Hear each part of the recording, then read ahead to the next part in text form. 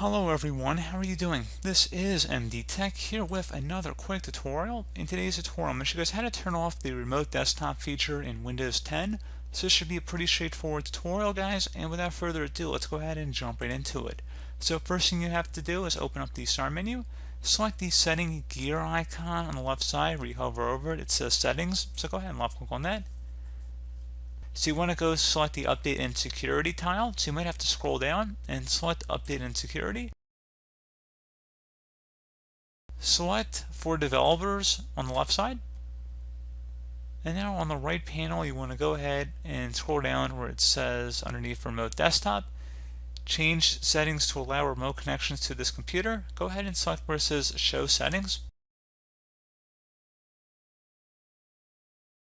You want to select underneath Remote Desktop, don't allow remote connections to this computer, and then select Apply and OK to save that change. And once that's done, restart your computer for that change to take effect.